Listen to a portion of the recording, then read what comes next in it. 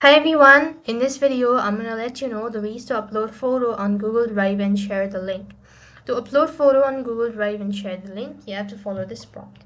Open up a browser and on the web address bar you need to go ahead and type in drive.google.com and log into your account.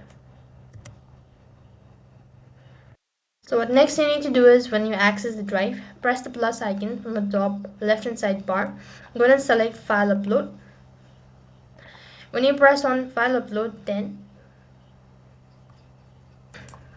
what you need to do is go ahead and select the file that you wish to upload. Let's say I'm going to go with this one. What next you need to do is when it is completely uploaded, you just have to go ahead and press the three dot icon next to it and then click on share.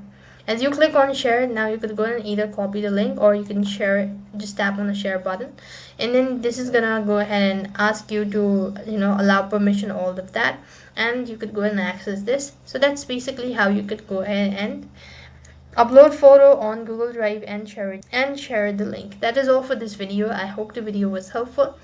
Make sure to like, share and subscribe to our channel. Thank you for watching. See you in the next video.